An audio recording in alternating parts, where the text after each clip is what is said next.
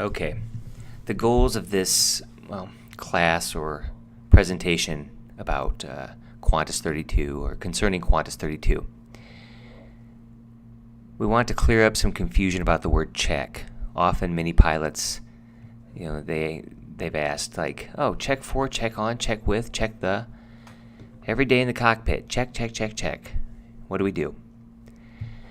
So we'll explain that, and then we'll describe a scenario and explain, we're going to ask you, what would you do? Also, you should be able to describe what happened to Qantas 32 or tell the story. And my dream of dreams, is that you would tell this story 5 times, in 3 days or so. Okay. Again, in is inside here. There's an explosion in the engine, so it doesn't sound so serious. Now, the engine exploded. Sounds a little more serious. Maybe if you've lived in Canada or in some colder region or colder area of the world, you start the car. Okay, that's the car backfiring. Now, in the video that we watched, and you can watch the whole documentary if you want, the captain, I think, says to the one of the other, either the first officer or one of the other pilots, Mark, why don't you go back and take a look at that wing? Now, I'm going to try the Australian accent here. Mark, why don't you go back and take a look at that wing? Because I think they're the vowels for Australians, beer, ear, yeah. And if there are any Australians listening to this, in the comments section below, you can write, "You suck, that's terrible, no," or whatever. So anyway, the captain or the pilot asks the other pilot to go back and take a look. So what does he see? Oh, check out, again, is used for look. Hey, blah, blah, blah, check it out. All right. Again, these are all these again. Okay, look at this picture. There's fuel coming out here. How can you describe this? Well, how would you describe the engine damage in this picture? Right. The wing is leaking fuel. We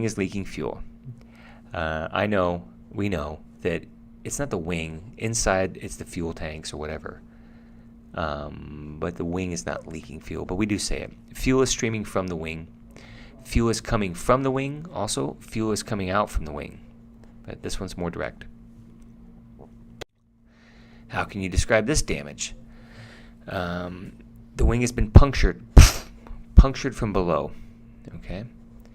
I like this one. Or the verbs, there's a hole with jagged edges. These edges are jagged like this.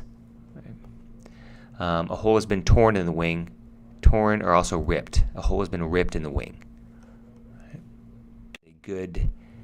If you have any emotion or reaction, or you're angry or sad or happy, it's easier to learn it's easier for the foreign language words to come in and go out of your mouth usually, or you'll remember them.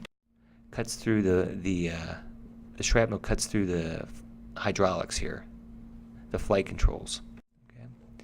Internal object damage, foreign object damage. In the U.S. military, they call it FOD. Right. So here you have actually the United. Alan Haynes was the captain of this, and before Sully Sullenberger, he was probably the most famous captain in the U.S. probably because of this United flight, which I think was in the late '80s, early '90s, and they threw a fan blade or something, I think, in the back, and it cut the hydraulics. It just severed the hydraulics. So that was a case of internal object damage. Now, often in the military, the U.S. Navy, many guys line up and they walk across the ship and they look for, small pieces of metal, screws, nails, any foreign object that can, be sucked into an engine. We're looking for FOD, foreign object damage.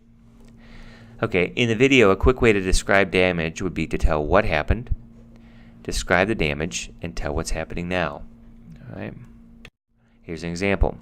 The guy in the video comes back and says, number two's blown apart, holes cut through the wing, and while leaking fuel. Alright, I've also seen this type of thing in Star Trek here. Main power's offline, we've lost shields, and our weapons are gone. So you can tell what happened, describe the damage, and then tell what's happening now. Here's some other verbs that we use. Blow up, or blow apart, or blow to smithereens. It was blown to smithereens. Right? They blew it to smithereens. Papyan. Papyan is shrapnel in English. And they'll say shrapnel has severed or cut vital flight controls. I like to put two verbs together in sentences. And remember, my name is Adam Schrepfer, and my high school teachers almost never got my name right. So it was Schreiber, Schreiber, Schreffel, Schreffel, Shrapnel, Schreppel. Okay, but this word on a scale of 1 to 10 is about a 3 or 4. Now, for the U.S. military, you'll hear it in two soldiers died because shrapnel. They were hit by shrapnel, or the shrapnel cut their one of their arteries. There's an artery there in the leg. Okay, story time. Story time. Now, Qantas 32 they were flying from, I think, London to Sydney. Now, they stopped off in Singapore to refuel. Again, there's this principle of putting words together that are similar. So when you tell a story, don't just say one word, say 2 or 3 words. A few years ago, several years ago, recently, a few years ago, this Qantas 32, they took off from London. They they were flying to Sydney, but they stopped to refuel in Singapore. A few minutes after takeoff, shortly after takeoff, their flight departs. They left the airport. 4 minutes into the flight, during the climb, there was an explosion. Okay, there was an explosion. There was a loud boom. There was a fire in one of the engines, but it was extinguished. They extinguished it, right? After the fire's out, the passengers can see the damaged wing, and the plane is fully loaded with fuel. Okay, the fuel pumps have malfunctioned, so the plane cannot dump its fuel. They can't get rid of their fuel. So the plane lands on a 4-kilometer runway with about 150 meters to spare, also with about 150 meters left. And the passengers are relieved. Okay, the passengers breathe a sigh of relief. Oh, thank you. And although the plane has landed safely and intact in one piece, the situation is still dangerous. Right? So if you can tell the story like that, I think that took me about 2-3 minutes there. Then that's a good thing. We need that. But you must repeat the story about 5 times. Here's after they had their trouble. This is, I think, the route they took. Remember, they couldn't turn. They couldn't turn quickly. They couldn't turn on a dime, so they had to slowly turn. So here's the situation we discuss in class. You just made an emergency landing, fully loaded with fuel. Jet fuel is leaking out onto the runway from your aircraft. There's smoke coming from the undercarriage. This here's the undercarriage or underbelly, right? The brakes are red hot, supposedly. Is it safer for the passengers to remain in their seats? Why or why not? This is the question that we're going to ask or discuss. Is it safer to evacuate? Oh, but wait, there's more. This was from a famous infomercial or TV commercial in the United States. This guy, I think he passed away a few years ago, but he would always advertise, you think the commercial's over, but wait, there's more. The number 2 engine won't shut down. The controls have been damaged. So, to evacuate or not to evacuate? That is the question. Very Shakespearean, okay? Also, additionally, another question, if the engine won't shut down, what can the fire crew do? Okay. What can the fire crew do? I think that this guy should just throw coins into the engine. A little bit more, some more vocab here. Shut off or shut down. Shut off sounds like it's more of like short term. Shut down is more like a kind of like a process. Okay, like shut down the reactor, right? Or Windows is shutting down. This is a form of torture for me. Or there's a nuclear reactor. By the way, if you've seen Spider-Man 2, at the end of the movie, I'll just give you a spoiler. The way to shut down the nuclear reactor is to push it in the river. Okay, describe what will happen to the passengers if they do not evacuate. Well, they're going to become nervous. They'll become upset. They'll become restless. Right? They'll become anxious. They will be anxious. They'll be upset. This word here, we can talk about this in class. Ask me. They might panic, too.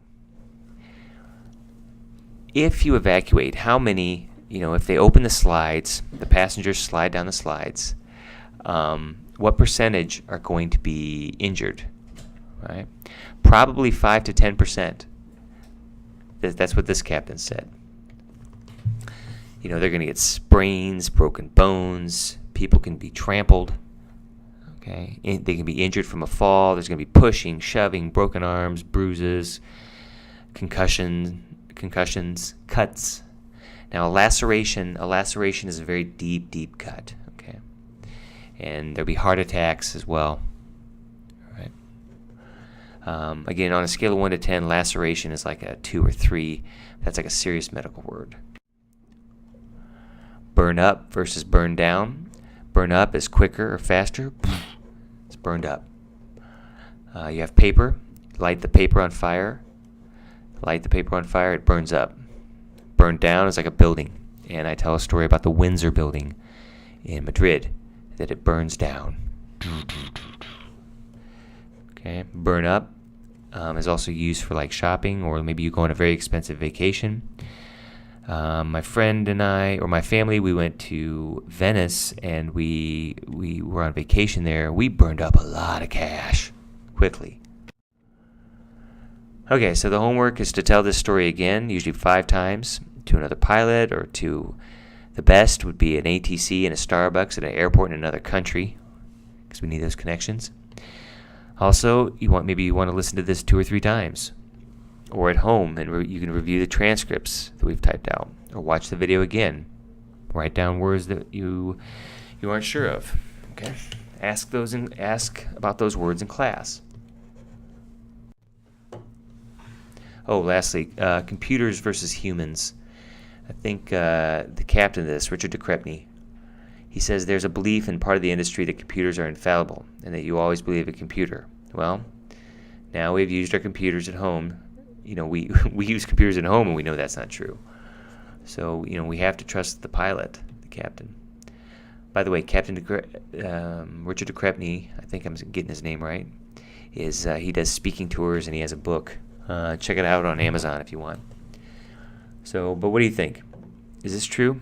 Who says that we should always trust computers? How much do you trust computers? How much do you trust your own judgment? Can you think of any other examples? Again, be able to describe this. What type of damage did the aircraft suffer? What did the captain tell the passengers over the PA? During the flight, what were some of the problems that the cockpit crew had to solve? Describe them. The cockpit crew had to decide whether or not to evacuate or keep the passenger on board. What would you have done? Folks, ladies and gentlemen, we are having a minor engine issue here. We don't want to say problems. So as a precaution, we're going to return to the airport.